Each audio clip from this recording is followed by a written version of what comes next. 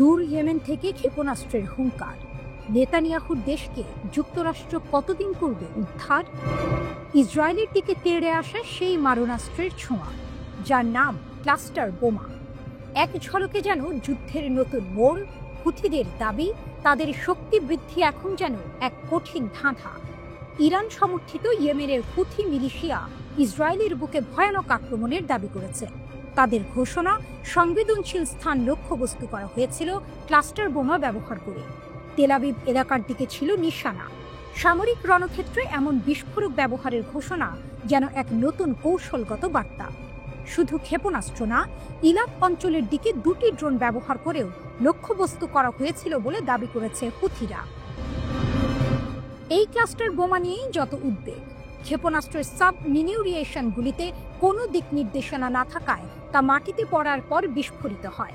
তাতেই ইসরায়েলের দুশ্চিন্তার উদ্রেক। আন্তর্জাতিকভাবে বহু দেশে এই বোমা নিষিদ্ধ। হুথিদের হাতে এর ব্যবহার তাদের ক্রমবর্ধমান সামরিক সক্ষমতাকেই তুলে ধরল। তবে ইসরায়েলের সামরিক বাহিনী আইডিএফ তাদের প্রতিরক্ষা ব্যবস্থার সাফল্যের কথা জানিয়েছে।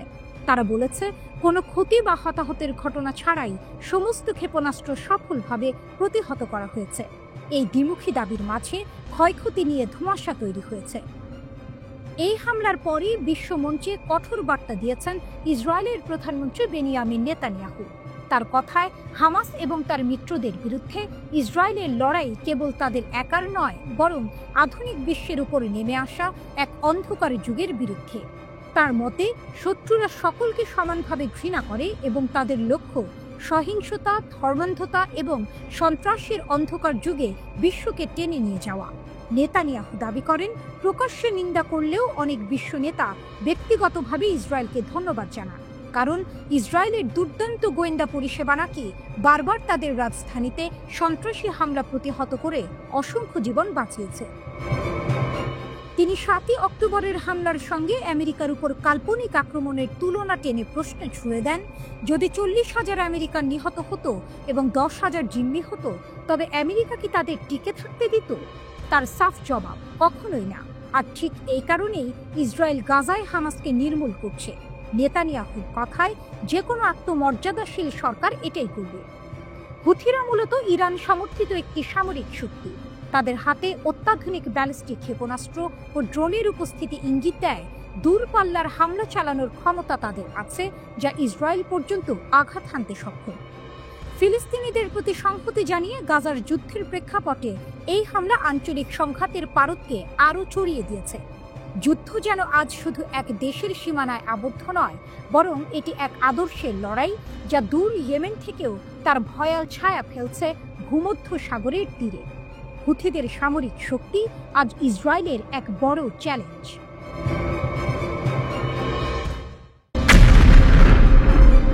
ড্রোন আতঙ্কে কেঁপে উঠল ডেনমার্ক। রাশিয়ার ছায়া ঘন হচ্ছে পশ্চিমাদের মনে দুশ্চিন্তার ছাপ। ডেনমার্ক শান্ত, নিরাপদ, উন্নত এক উত্তর ইউরোপীয় দেশ হিসেবেই সবাই করে মার্ক। অথচ গত কদিন ধরে তার আকাশসীমায় নেমে এসেছে ভয়াল অশনি সংকেত।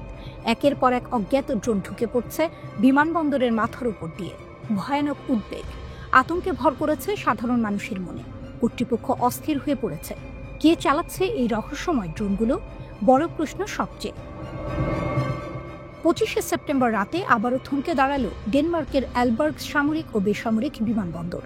রাত 11:40 আকাশসীমায় সন্দেহজনক ড্রোন ধরা পড়তেই কার্যক্রম বন্ধ করে দিতে হয় অতি সত্বর। নিরাপত্তার খাতিরে ফ্লাইটগুলো স্থগিত করা হলো। একটি যাত্রীবাহী বিমান আমস্টারডামে ফেরত পাঠানো হলো। কোপেনহেগেন থেকে আরেকটি ফ্লাইট বাতিল হলো। বিমানবন্দর কর্তৃপক্ষের একটাই কথা, অগ্রাধিকার পাবে যাত্রী ও কর্মীদের নিরাপত্তা। কিন্তু আতঙ্ক সেখানেই থেমে থাকেনি। পুলিশ জানিয়েছে, শত শত সাধারণ মানুষ ফোন করে জানিয়েছে যে তারা আকাশে দেখেছে ড্রোনের ঝলকানি।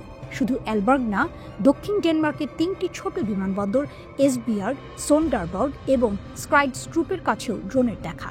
মনে রাখতে হবে, স্ক্রাইডস্ট্রুপই হচ্ছে ডেনমার্কের অত্যাধুনিক F-16 ও F-35 যুদ্ধ বিমানের ঘাঁটি। এমন সংবেদনশীল এলাকায় ড্রোনের প্রবেশ নিছক নয়, কাকতালীয় ঘটনা। কর্তৃপক্ষ এখনো খোলাখুলি বলতে পারছে না এর পেছনে কারা। তবে তাদের ভাষায় এটি কেবল নয় সাধারণ ড্রোন খেলা, একসাথে এতগুলো স্থানে এত পরিকল্পিত হামলা কেবল পেশাদার হাতেই সম্ভব, অর্থাৎ সন্দেহের তীর ক্রমেই ঘুরছে রাশিয়ার দিকে। ড্যানিশ প্রতিরক্ষা গোয়েন্দা সংস্থার কর্মকর্তারা আরও স্পষ্ট করে বলেন, এটি এক ধরনের হাইব্রিড আক্রমণ, মানে সরাসরি যুদ্ধ নয়, বরং গোপনে শত্রুর নিরাপত্তা দুর্বল করার প্রচেষ্টায় মন। তারা সতর্ক করেছেন, ডেনমার্কের রুশ গুপ্তচর বৃত্তির ঝুঁকি বরাবরই বেশি। এবার তার সঙ্গে যুক্ত হয়েছে নাশকতার আশঙ্কার অগ্রগতি। রাশিয়া কি সত্যিই ইউক্রেন যুদ্ধের বাইরে নতুন এক ফ্রন্ট খুলছে? ন্যাটোর ঘাড়ে শ্বাস ফেলতেই কি ড্রোনগুলো পাঠানো হচ্ছে? মস্কো কি চাইছে বার্তা দিতে, আমরা চাইলে তোমাদের আকাশও অচল করে দিতে পারি? সম্প্রতি কোপেনহেগেন বিমানবন্দর 4 ঘন্টার জন্য বন্ধ হয়ে গিয়েছিল একই কারণে, অর্থাৎ ঘটনাগুলো একক নয়, বরং একটি ধারাবাহিক প্রচেষ্টা। ডেনমার্কের প্রধানমন্ত্রী সরাসরি বলেই দিয়েছেন, রাশিয়ার সম্পৃক্ততা উড়িয়ে দেওয়া যাবে না। যদিও এখনও কোনো প্রমাণ প্রকাশ পায়নি, তবুও বাস্তবতা বলছে ভিন্ন কাহিনী। রাশিয়া যদি সত্যিই এর পেছনে থাকে, এটি শুধুই ডেনমার্কের সমস্যা নয়, তবে বরং ন্যাটোর নিরাপত্তা ব্যবস্থার উপর সরাসরি আঘাত। যে জোট ইউক্রেনকে সামরিক সহায়তা দিচ্ছে, সেই জোটেরই ভেতর থেকে দুর্বলতা খুঁজছে পুতিন প্রশাসনের হাত। অতএব ড্রোনগুলো শুধু আকাশে ঘোরাফেরা করছে না, তারা যেন অদৃশ্য বার্তা লিখে দিচ্ছে, ইউরোপের আকাশ আর আগের মতো নিরাপদ নয়। আর রাশিয়ার শক্তি শুধু নয় ফ্রন্টলাইনে, ছড়িয়ে পড়ছে আড়ালে, ছায়ার ভেতরে।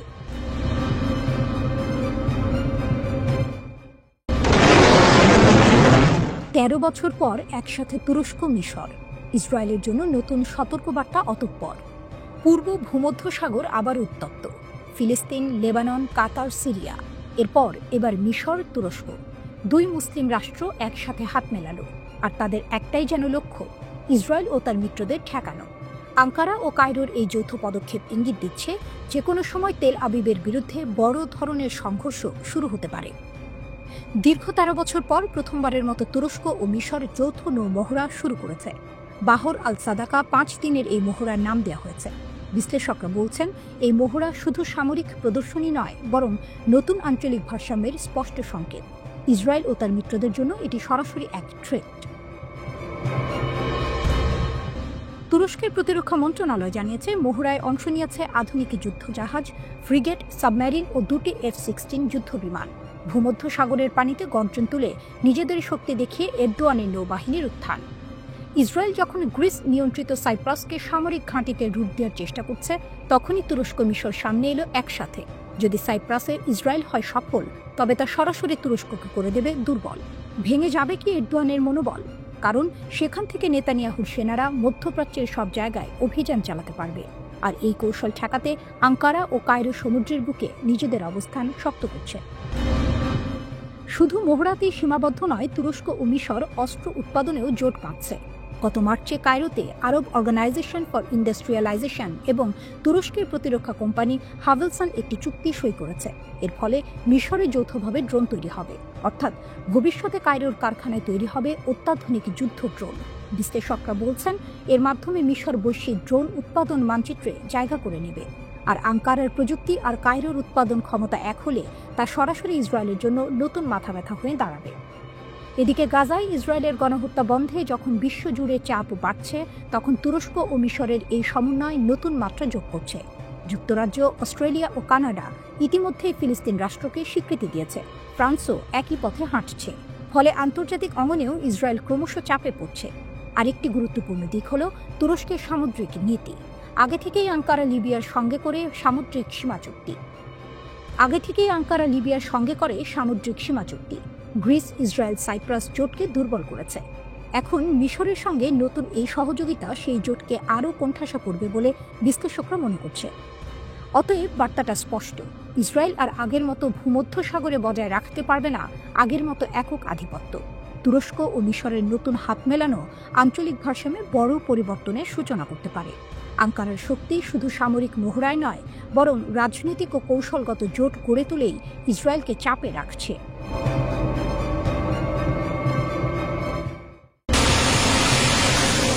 গাজার পথে ফ্লোটিলা, ফুটবে কি আলুর রেখা? হঠাৎই ড্রোন হামলা, ভূমধ্যসাগরে যুদ্ধজাহাজের আনাগোনা। একদিকে মানবতার হাতছানি, অন্যদিকে ইসরায়েল লিখছে আগুনে ঘেরা অবরোধের কাহিনী। গাজার মানুষের জন্য খাদ্য, ঔষধ ও কাপড় নিয়ে ছোট ছোট নৌকা ও জাহাজ ছুটে চলছিল ভূমধ্যসাগরের বুকে, কিন্তু মাঝ সমুদ্রে তাদের স্বপ্নে ড্রোন আঘাত হানে। অভিযোগ উঠেছে ইসরায়েল এই হামলার পেছনে। এখানেই গল্পে নতুন মোড় আসে। বিভিন্ন গণমাধ্যম জানায় গাজার উদ্দেশ্যে যাওয়া ত্রাণবাহী বহরের ওপর ড্রোন হামলা হয়েছে।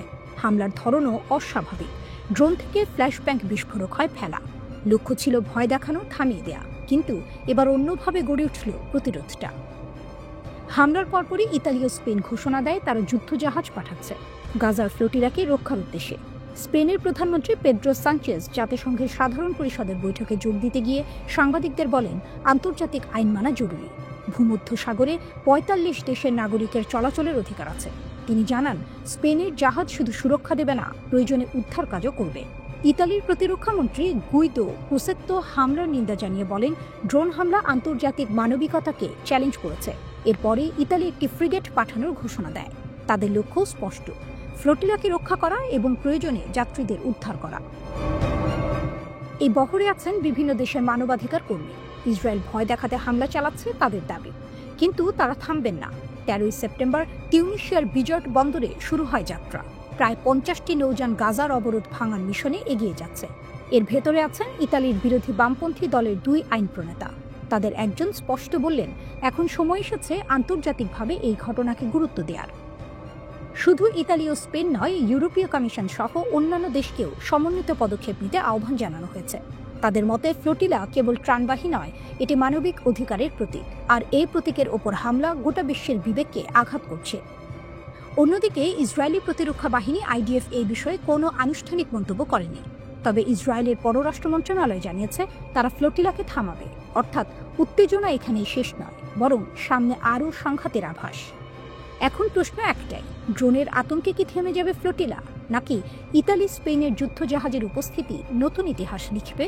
গাজার অবরোধ ভাঙার লড়াই যেন মানবতা আর দমননীতির সরাসরি সংঘর্ষে পরিণত হয়েছে। শেষ পর্যন্ত ভূমধ্য সাগরের নীল জলে যুদ্ধজাহাজের গর্জন আর ফ্লোটিলার পতাকা, দুটি ছবি একসঙ্গে দাঁড় করিয়েছে মানব সভ্যতার সবচেয়ে বড় দ্বন্দ্বকে। এক পাশে মানবাধিকার, অন্য পাশে অবরোধ। গল্প এখন কেবল গাজার নয়, গোটা বিশ্বের।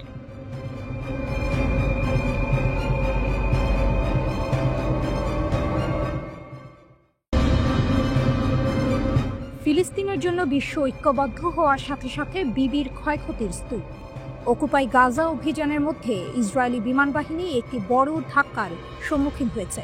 শুধু সৈন্য নয়, এখন বিবির সেনাবাহিনীও গুরুত্বপূর্ণ সামরিক অবকাঠামো হারাচ্ছে। যুদ্ধে ক্ষয়ক্ষতির পর দক্ষিণ ইসরায়েলে একটি ইসরায়েলি ড্রোন বিধ্বস্ত হয়েছে। গাজা অভিযানে একজন ইসরায়েলি সৈন্য নিহত হওয়ার কিছুক্ষণ পরেই ড্রোনটি দুর্ঘটনার ঘটনা ঘটে।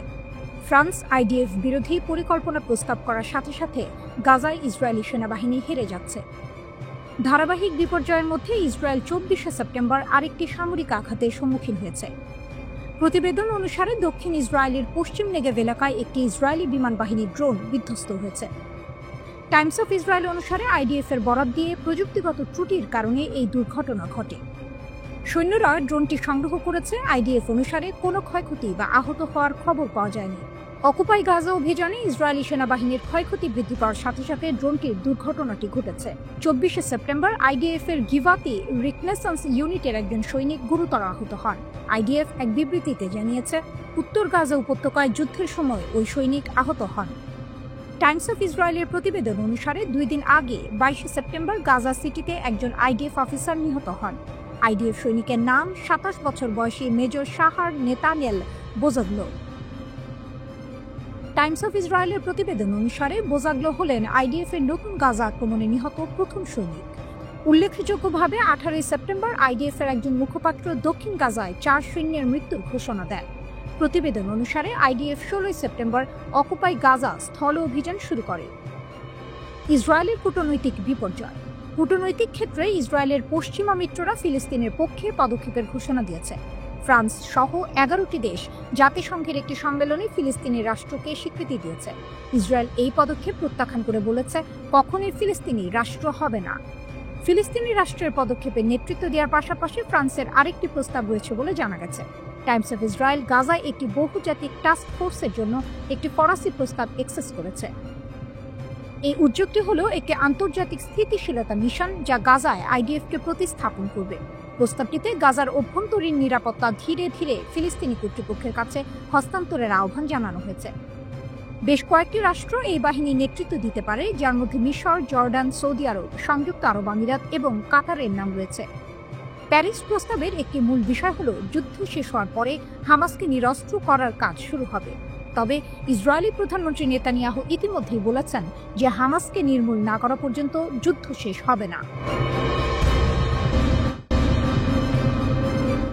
নেতানিয়াহুর গাজা শহরের অভিযানে নতুন ধাক্কা, স্নাইপার হামলায় আইডিএফ সেনা নিহত।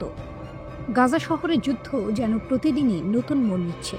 একদিকে ইসরায়েলি সেনারা শহরের নিয়ন্ত্রণ শক্ত করতে চাইছে, অন্যদিকে হামাস পাল্টা আঘাতে দেখাচ্ছে ভয়ঙ্কর প্রতিরোধ। 24শে সেপ্টেম্বরের দিনে এই সংঘর্ষে যোগ হল আরও একটি রক্তাক্ত অধ্যায়। হামাসের স্নাইপার আক্রমণে প্রাণ হারালেন এক তরুণ আইডিএফ সৈন্য। স্নাইপারের গুলিতে তরুণ সৈন্য নিহত। বেরশেবা শহরের 21 বছর বয়সী সৈন্যটি নাহাল ব্রিগেডের 932তম ব্যাটালিয়নের সদস্য ছিলেন। দক্ষিণ গাজা শহরের একটি পোস্টে পাহারায় থাকাকালে হঠাৎ হামাসের এক স্নাইপারের গুলিতে লুটিয়ে পড়েন তিনি। আইডিএফ জানিয়েছে, ডেমলাশ নামের ওই সৈন্য একটি গার্ড পজিশনে দায়িত্ব পালন করছিলেন। তখনই গুলিবিদ্ধ হয়ে প্রাণ হারান। তার মৃত্যুতে ইসরায়েলের প্রতিরক্ষামন্ত্রী ইসরায়েল কাটজ গভীর শোক প্রকাশ করেছেন। তিনি এক বিবৃতিতে বলেন, আমি নাহাল ব্রিগেডের সাহসী যোদ্ধা সার্জেন্ট কর্পোরাল লালচাও সাইমন ডেমলাশের পরিবারের প্রতি গভীর সমবেদনা জানাই। সমগ্র ইসরায়েল তার বীরত্বের প্রশংসা করছে এবং এই দুঃসময়ে তার পরিবারকে আলিঙ্গন করছে। আমাদের সৈন্যরা লড়াই চালিয়ে যাবে যতক্ষণ না জিম্মিদের মুক্তি এবং শত্রুদের পরাজয় নিশ্চিত হয়। তার স্মৃতি ধন্য হোক। আইডিএফ হতাহতের সংখ্যা বাড়ছে। এই ঘটনার ফলে গাজা শহরের নতুন আক্রমণে নিহত আইডিএফ সৈন্যের সংখ্যা দাঁড়ালো 2 জন। আর পুরো যুদ্ধের হিসাব ধরলে টাইমস অফ ইসরায়েল এর তথ্য অনুযায়ী মোট নিহত ইসরায়েলি সেনার সংখ্যা এখন 471 জন। প্রতিদিনের সংঘর্ষের সংখ্যা যেভাবে বাড়ছে, তাতে ইসরায়েলের অভিযানের কার্যকারিতা নিয়ে প্রশ্ন তুলছেন অনেকেই। হামাসের পাল্টা বার্তা, ক্যাঙ্কেও আঘাত। এদিকে শুধু স্নাইপার আক্রমণেই থেমে থাকেনি হামাস। সংগঠনের সামরিক শাখা কাসাম ব্রিগেড দাবি করেছে, তারা গাজা শহরের তেল আল হাওয়া এলাকায় 2টি ইসরায়েলি মেরকাভা ট্যাঙ্কে আঘাত হেনেছে। আক্রমণে ব্যবহার করা হয়েছে ইয়াসিন 105 অ্যান্টি আর্মার ক্ষেপণাস্ত্র। হামাস আরও দাবি করেছে ট্যাঙ্ক ক্রুদের মধ্যে হতাহত হয়েছে।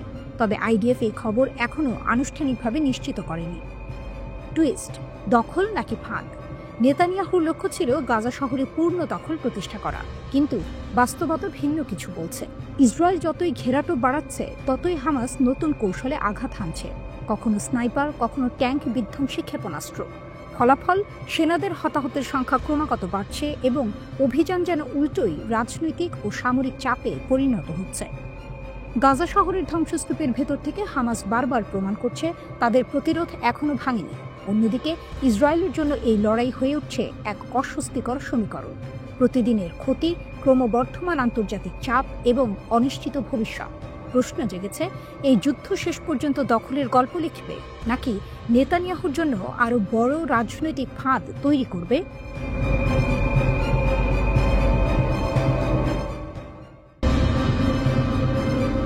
12 দিনের রক্তাক্ত সংঘর্ষ শেষ, কিন্তু আকাশে এখনো ঘনিয়ে আছে আগুনের মেঘ। ইরান সতর্ক করে বলছে, আরেকবার ভুল করলে এমন কিছুর মুখোমুখি হবে যা কল্পনাতেও আনতে পারবে না। প্রশ্ন উঠছে, এটি কি শুধুই হুঙ্কার নাকি বাস্তব শক্তির ঘোষণা? ইসরায়েল ও যুক্তরাষ্ট্রের সঙ্গে সাম্প্রতিক যুদ্ধে নিজেদের সামরিক বাহিনী নতুন করে সাজাতে শুরু করেছে ইরান। যুদ্ধ শেষ হলেও ষড়যন্ত্র শেষ হয়নি। নিষেধাজ্ঞার হুমকি, গোয়েন্দা তৎপরতা, গোপন হামলার প্রস্তুতি সবই চালিয়ে যাচ্ছে ইহুদিবাদী শক্তি। কিন্তু তেহরানও নীরব নয়, বরং কঠোর গোপনীয়তার ভেতর থেকেও আগাম আঁচ করতে পারছে প্রতিটি পরিকল্পনা। ইরানের Islamic revolutionary guard corps IRGC স্পষ্ট জানিয়েছে, শত্রুরা 2টি চাপিয়ে দেওয়া যুদ্ধে পরাজিত হয়েছে। রাজনৈতিক, অর্থনৈতিক ও নিরাপত্তা অস্থিতিশীলতার চেষ্টা ব্যর্থ হয়েছে। তাদের ভাষায়, পরের যুদ্ধ যদি শুরু হয়, আমরা কমান্ডিং অবস্থান নিয়ে মাঠে নামব। প্রেস টিভি জানিয়েছে, IRGC তাদের সশস্ত্র বাহিনীকে নতুনভাবে সাজাচ্ছে। আক্রমণাত্মক ও প্রতিরক্ষামূলক শক্তি একসাথে বাড়ানো হচ্ছে। যুদ্ধক্ষেত্রে বিভিন্ন ইউনিটের মধ্যে সমন্বয়, কৌশলগত সক্ষমতা ও প্রযুক্তি সবই উন্নত করা হয়েছে। IRGC জোর দিয়ে বলছে, ইরানিদের ইস্পাত কঠিন মনোবল কখনো ভাঙতে পারবে না। এখানেই টুইস্ট। অনেকেই ভাবছেন, ইরান কি সত্যিই মারাত্মক পাল্টা জবাব দেওয়ার অবস্থানে পৌঁছেছে? এর উত্তর পাওয়া গেছে তাদের সাম্প্রতিক এক পদক্ষেপ থেকে। তেহরান হঠাৎ করেই পরীক্ষা চালিয়েছে একটি আন্তঃমহাদেশীয় ব্যালিস্টিক ক্ষেপণাস্ত্রের। নাম প্রকাশ না করলেও ধারণা করা হচ্ছে এটি কমপক্ষে 5,000 কিলোমিটার দূরের লক্ষ্যবস্তুতে আঘাত হানতে সক্ষম, অর্থাৎ মধ্যপ্রাচ্য থেকে ইউরোপ বা আমেরিকার ঘাঁটি পর্যন্ত সবই এর আওতায়। শুধু হুমকি নয়, বাস্তব যুদ্ধক্ষেত্রেই ইরান তাদের শক্তির প্রমাণ দিয়েছে। গত 13ই জুন যখন ইসরায়েল ইরান জুড়ে বিমান হামলা শুরু করে, মাত্র 24 ঘন্টার মধ্যে আইআরজিসি পাল্টা আঘাত হানে। শত শত ড্রোন ও ব্যালিস্টিক মিসাইল একসাথে ছুটে যায় ইসরায়েলের সামরিক ঘাঁটি ও গুরুত্বপূর্ণ স্থাপনায়। এমন জবাব কল্পনাও করতে পারেননি প্রধানমন্ত্রী বেনিয়ামিন নেতানিয়াহু। তবে ইরানও ক্ষতির মুখ দেখেছে। 12 দিনের সংঘর্ষে তেহরান হারিয়েছে অন্তত 1064 জন, যাদের মধ্যে ছিলেন সামরিক কর্মকর্তা ও পরমাণু বিজ্ঞানী। কিন্তু রক্তক্ষয়ী মূল্য দেওয়ার পরও তারা ঘুরে দাঁড়িয়েছে, আর সেই ঘুরে দাঁড়ানোই এখন তাদের শক্তির বার্তা বহন করছে। সবশেষে এক বিষয় স্পষ্ট, ইরান আর শুধু সতর্ক বার্তা দিচ্ছে না, তারা জানাচ্ছে প্রয়োজনে স্থল, আকাশ ও সমুদ্রে পূর্ণাঙ্গ যুদ্ধের জন্য প্রস্তুত। আর তাদের শত্রুরা যদি আবারও আগ্রাসনের পথ বেছে নেয়, তবে ফলাফল আগের যে কোনো সময়ের চেয়ে ভয়াবহ হতে পারে। তাই প্রশ্ন নয়, উত্তরই স্পষ্ট। ইরানের হুঙ্কার শুধু কথা নয়, সেটি বাস্তব শক্তিরই ঘোষণা।